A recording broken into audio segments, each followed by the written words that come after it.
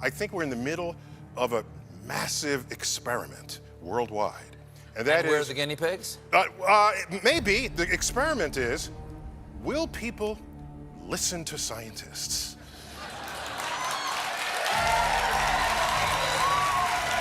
In this case, referring to medical professionals. Medical professionals. In this particular case. Say Anthony Fauci over allergy and infectious disease. For example. Yeah.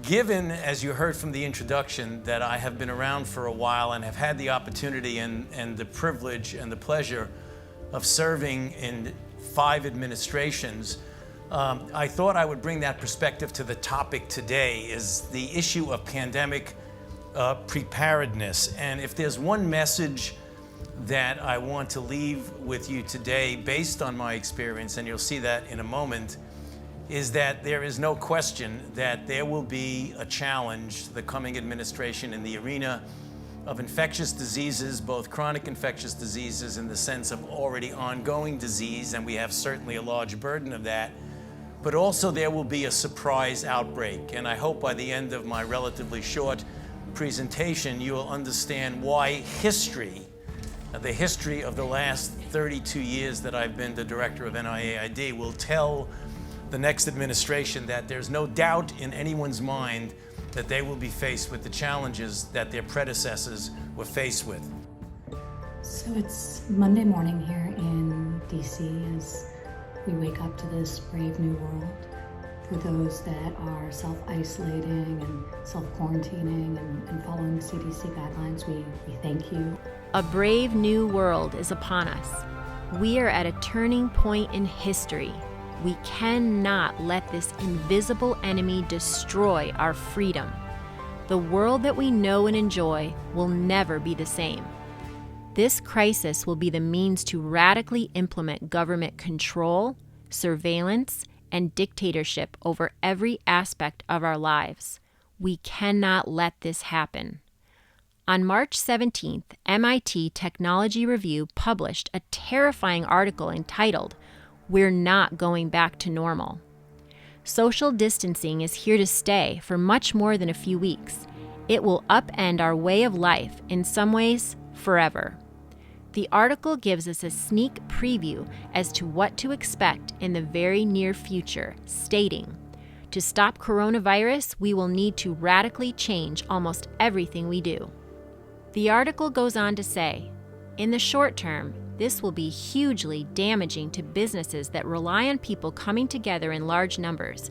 Restaurants, cafes, bars, nightclubs, gyms, hotels, theaters, cinemas, art galleries, shopping malls, craft fairs, museums, musicians, and other performers, sporting venues and sports teams, conference venues and conference producers, cruise lines, airlines, public transportation, private school, and daycare centers.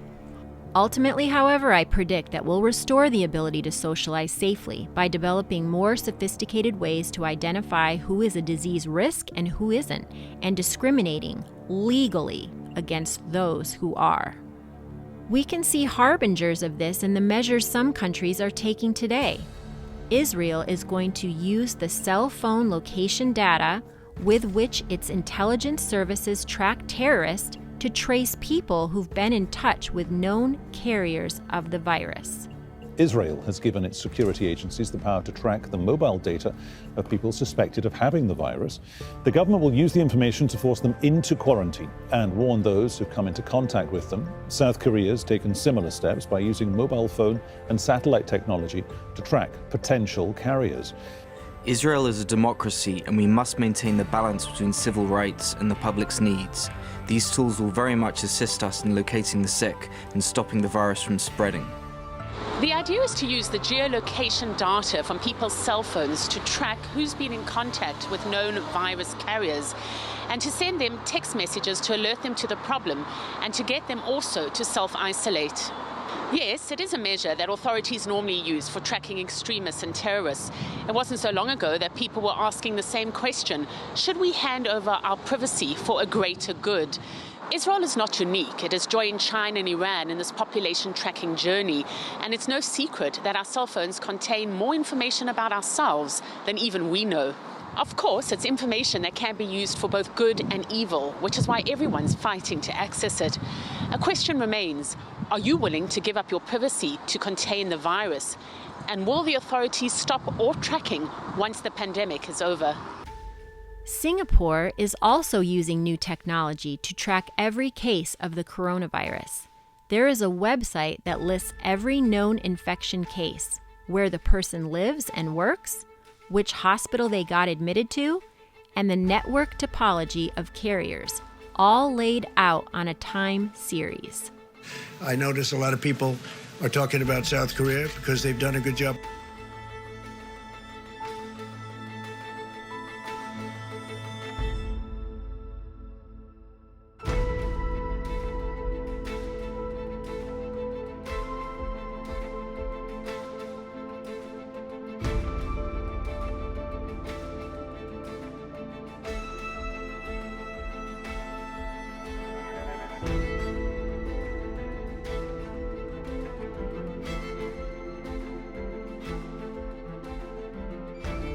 The editor-in-chief of the MIT Technology Review, Gideon Litchfield, author of the article, knows a lot about what they are proposing. He states what he imagines the world will be like. One can imagine a world in which to get on a flight, perhaps you'll have to be signed up to a service that tracks your movements via your phone. The airline wouldn't be able to see where you've gone, but it would get an alert if you've been close to known infected people or disease hotspots. There'd be similar requirements at the entrance to large venues, government buildings, or public transport hubs. There would be temperature scanners everywhere, and your workplace might demand you wear a monitor that tracks your temperature or other vital signs. Here in America, we see companies implementing these kinds of systems, such as tracking devices, to monitor employees during the workday. High-tech tracking devices that can monitor your entire day on the job. The company behind it wants to convince big business and employees that being watched can be a good thing. The same ID badge that opens office doors can now track your every move and more. The article states, where nightclubs ask for proof of age, in future, they may ask for proof of immunity, an identity card or some kind of digital verification via your phone showing you've already recovered from or been vaccinated against the latest virus strains.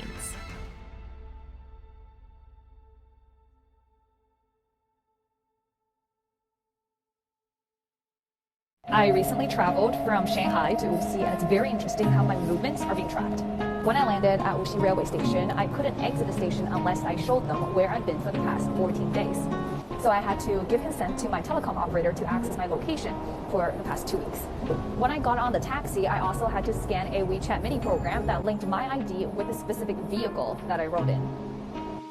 They're not only checking movements via trains and taxis, but also other public transportations like subways and buses.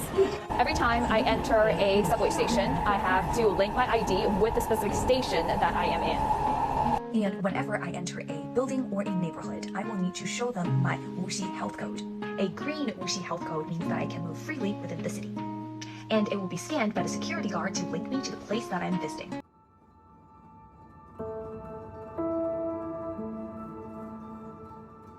In the future, we will have to show proof that we have gotten the vaccine. That's where the digital ID comes into place.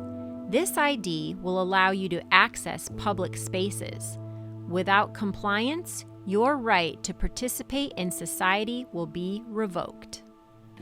Eventually, what we'll have to have is certificates of who's a recovered person, who's a vaccinated person, because you don't want people moving around the world where you'll have some countries that won't have it under control. Sadly, you don't want to completely block off the ability for those people to go there and come back and move around.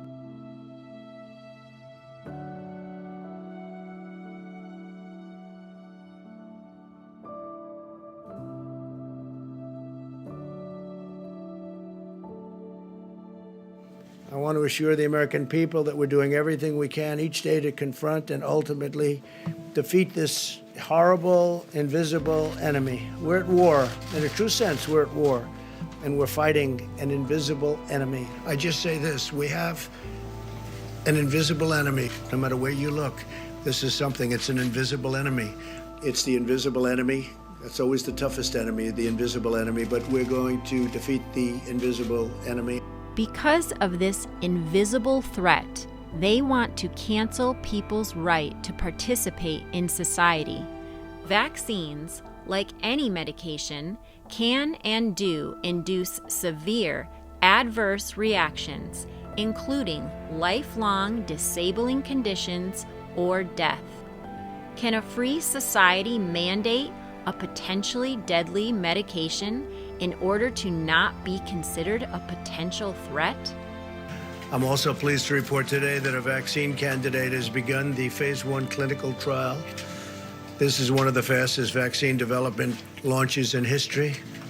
If there's a cure for coronavirus, this might be it. In Seattle, US researchers have given the first shot of an experimental vaccine developed in record time. So you're talking over the next few months, you think you could have a vaccine? Correct. Look, I sense cautiousness of Dr. Fauci, and he's right to be cautious, because vaccines have to be tested because there's precedent for vaccines to actually make diseases worse. And you really don't want to make it, you don't want to rush and treat 1 million people and find out you're making 900,000 of them worse. It's a good idea. So that's why I think why Dr. Fauci is being a little bit cautious. I don't want to speak for him, but so we need to prove that. As we just heard Leonard Schlafer, CEO of Regeneron, reply to Trump, there's precedent for vaccines to actually make diseases worse. One example of this precedent happened in the 1960s. As reported by Ann Harding of Reuters in 2008. In the late 1960s, children in Washington, D.C. received an RSV vaccine in which the virus was inactivated with formalin. 80% of the children given the shot were hospitalized with severe respiratory disease, and 2 died. Is it a coincidence the pandemic is estimated to last 18 months? And the timeline for the vaccine approval is 18 months? Will COVID-19 run its course? Or will it become a seasonal event like the flu? I think it's more likely than not that this is going to turn around and come back in another season.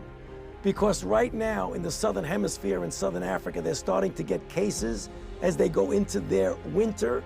And if that happens, this is not going to disappear. I don't think it will, which makes me more fortified, Chris, when you ask about how I feel about these things, of why we've got to get that vaccine tested, we got to get it proven to be effective, and we got to get it out. And we've got to develop drugs so that when we come around next year, it is not like this again. Never again like this, so that we'll be prepared. We'll be a totally different ball game if this comes back next winter, next fall. I'll guarantee you they'll be different. Well, listen, people listen to you, they believe in you, they believe what you're saying. And when they hear you say that you believe more likely than not there's another wave coming, they're going to be behind any efforts to prepare.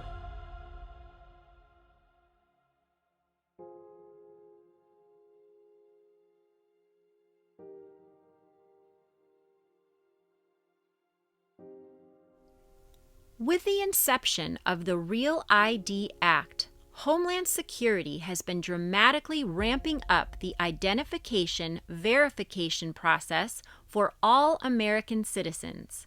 When the UN released its Sustainable Development Goals for Agenda 2030, it describes a plan of action for people, planet, and prosperity. Goal number 16 of the Agenda 2030, titled Peace, Justice, and Strong Institutions, includes a specific declaration, a new digital identification program outlined to provide legal identity for all. Goal 16 declaration also includes a new agenda to transform the world with international cooperation, international agreements, and institutions of global governance, threatening individual nations' sovereignty. When you look closely at the multinational companies that sponsor this new digital ID program, the usual suspects continue to reemerge. Bill Gates, including Microsoft, Gavi, the Global Vaccine Alliance, and Accenture, a technology consulting firm whose annual revenue of $43 billion in 2019 and whose clients include the Department of Defense, Apple, U.S. Customs and Border Protection, the Department of Homeland Security, and coincidentally, Accenture performed content moderation tasks for Facebook in 2020. Are you starting to connect the dots? These multinational industries responsible for the advent of ID 2020 have collaborated to censor any content that questions the safety or efficacy of vaccines. Yet, these organizations, through censorship, social shaming, greed, intimidation, and fear, will be the same institutions mandating a compulsory vaccine for you and your family, changing the course of history forever. In 2017, Microsoft and Accenture unveiled the global ID system for refugees in Uganda. Uganda is Africa's largest refugee host country. It has been rolling out a biometric data system with the help of the United Nations. The UN says it's logged 1 million people so far, and urban refugees are still being counted. This program, known as the Biometric Identity Management System, has been introduced to dozens of countries, including Ethiopia, in 2017. Refugees in Ethiopia are obtaining the digital ID in order to have access to a range of aid services and rights. Bill Gates addressed coronavirus fears, and they asked, how should we determine which businesses should stay open? Bill Gates replied, eventually we will have some digital certificates to show who has recovered or been tested recently, or when we have a vaccine, who has received it.